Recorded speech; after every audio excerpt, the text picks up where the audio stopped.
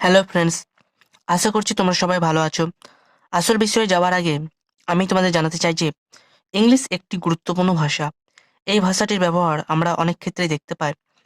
English শেখার জন্য আমার এই চ্যানেলটি তোমাদের সাহায্য করবে বলে মনে করি।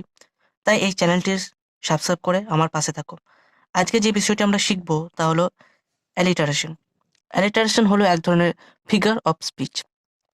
Alliteration কি সেটা জেনে নিই। Alliteration is the conspicuous repetition of initial consonant sounds of nearby word in a phrase, often used as a literary device. তো alliteration হলো এক ধরনের conspicuous মানে সুস্পষ্ট repetition of initial consonant sounds, মানে কনসোনেন্ট সাউন্ডের রিপিটেশন আমরা এই alliterationের মধ্যে দেখতে পাবো।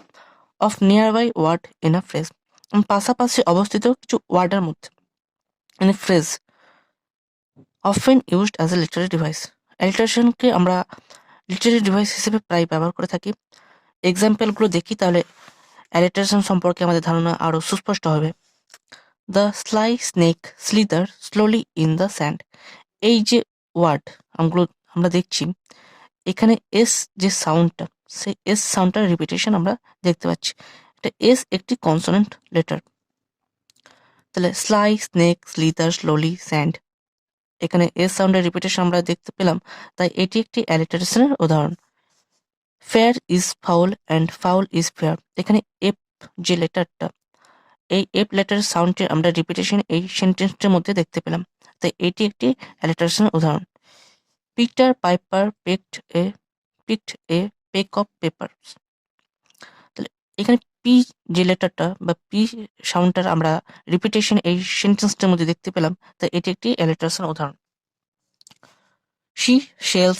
She sails by the seashore, এখানে এস লেটারটির সাউন্ড রিপিটেশন হতে আমরা দেখতে পাচ্ছি, তাই এটি একটি অ্যালিটারেশনের উদাহরণ। I bought a bag of big bell peppers, এখানে বি লেটারটির সাউন্ড রিপিটেশন হতে দেখতে পাচ্ছি, বট, ব্যাগ, বিগ, বেল, তাই এটি একটি অ্যালিটারেশন উদাহরণ। আশা করছি এই ভিডিওটি তোমাদের সাহায্য করেছে। আজ এ পর্যন্ত, দেখা হচ্ছে পরের একটি নতুন ভিডিওতে।